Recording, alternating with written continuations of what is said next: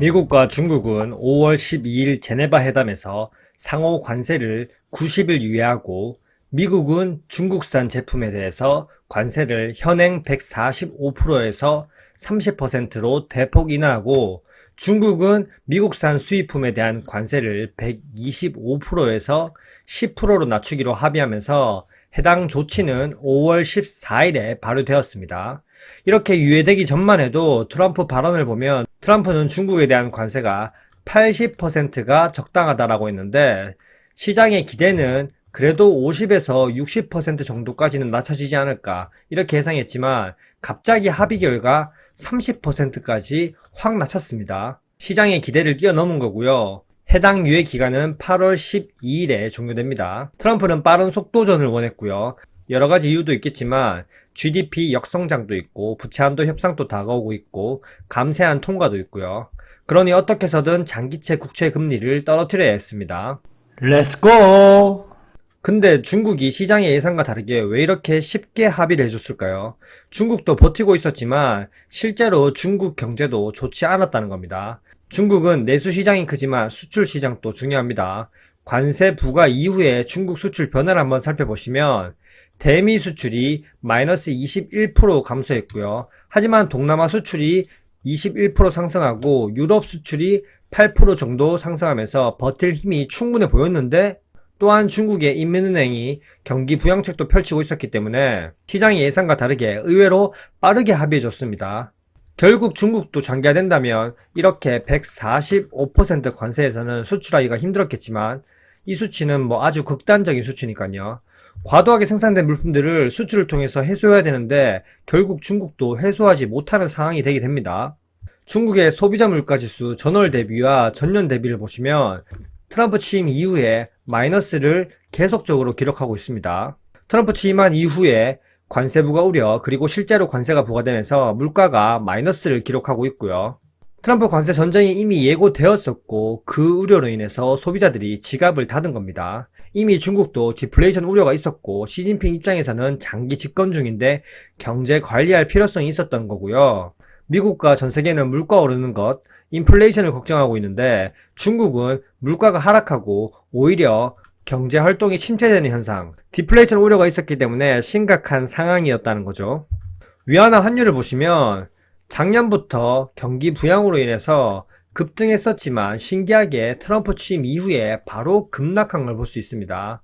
이 뜻은 위안화 가치가 하락하면서 계속 약세를 보이다가 다시 강세가 되었다는 건데요. 최근 위안화 상승으로 인해서 원화 강세도 연출되었지만 잠깐뿐이었고요.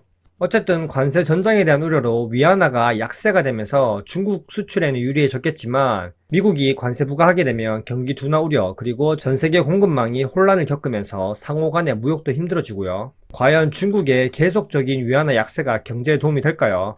물론 수출 측면에서는 그럴 수 있겠으나 장기적으로 지속되면 중국이 LPR 기준금리 인하를 통해서 경기 부양을 할 수 없게 됩니다. 금리를 인하하면 위안화가 더욱 약세가 되기 때문에 외국인들 입장에서는 중국 내 자산에 대한 이자 수익률이 낮아져서 투자 매력도가 감소하게 됩니다. 결국 외국 자본 유출을 유도할 수 있고 그렇게 되면 또다시 위안화 매도 압력이 커집니다. 결국 중국도 고민이 많았던 상황이고요.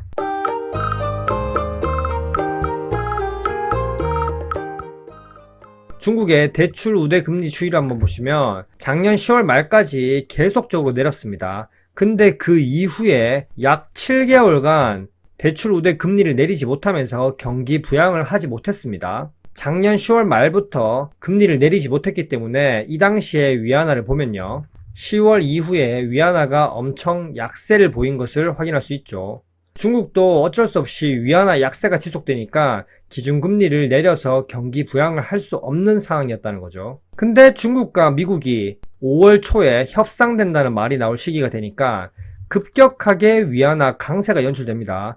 이렇게 위안화 강세가 되면 중국 입장에서는 다시 금리 인하하면서 경기 부양할 명분이 생기는 거죠.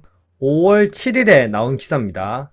중국이 사실상 기준금리 LPR을 1%포인트 하향 전망. 이 뉴스가 협상하기 전에 이미 발표됐고요. 실무자들 간의 협상은 이미 얘기가 되었다는 거고 일단 중국도 어느 정도 본인들 이득가 맞으니까 이렇게 시장의 예상과 다르게 빨리 유예로 협상된 듯 합니다. 기사를 잠깐 보시면 기준율을 0.5% 인하해서 시장의 유동성 1조 위안, 하나로 약 192조 원을 공급할 것이다. 결국 영래포 금리가 현행 1.5%에서 1.4%로 낮아질 것이고, 결국 대출 우대 금리가 0.1%포인트 낮아질 것이라고 설명하면서 사실상 기준금리 역할을 한 LPR이 낮아질 전망인 거죠. 어찌됐든 중국은 미국과 빠르게 상호관세 유예를 합의를 하면서 중국이 원하는 그림, 시장의 유동성을 공급하는 그런 효과를 만들어냈습니다. 앞서 말씀드린 것처럼 기준금리 인하를 통해서 시장의 유동성을 공급하게 되니까 6월 16일에 발표된 중국 소매 판매 전년 대비를 보면 이전 대비, 예측치 대비 확 상승한 걸 볼 수 있습니다. 중국이 원하는 대로 기준금리 인하도 하면서 소매 판매 지표도 살아난 걸 볼 수 있고요. 향후 트럼프가 협상할 때 중국 시장에 대해서 개방을 요청하고 있는데, 결국 중국 시장이 개방되면 위안화 강세 요인이 더 생기게 됩니다. 중국 주식이 현재 상승하고 있는 이유도 이런 거고요. 물론 전쟁 때문에 잠깐 주춤했지만요. 중국 시장이 진짜 개방이 될지 안 될지는 아직까지 아무도 모릅니다. 현재는 미국과 중국의 뜻이 맞았기 때문에 빠르게 상호관세 유예를 한 거고요. 중국도 경기 부양을 어느 정도 하게 되면 다시 또 미국과 대치할 수 있습니다. 결국 이번 상호관세 유예는 중국과 미국 양국 간에 어느 정도 이득이 있었기 때문에 이번 유예가 된 것이고요. 상호관세 유예가 끝나는 날이 다가오고 있습니다. 그리고 7월 9일도 다가오고 있죠. 트럼프 행정부가 일부 국가에 대해서 상호관세 유예 조치를 진행했고, 유예 종료일이 7월 9일이고요. 물론 상호관세가 유예 가능성도 있지만 그건 그때 가봐야 알게 됩니다. 앞으로 7월 그리고 8월 상호관세 유예 종료가 다가오고 있기 때문에 시장에 변동성이 있을 수 있습니다. 이 점 유의하시고요. 현재까지 내용이 괜찮으셨다면 구독과 좋아요 부탁드립니다. 이상입니다. 안녕.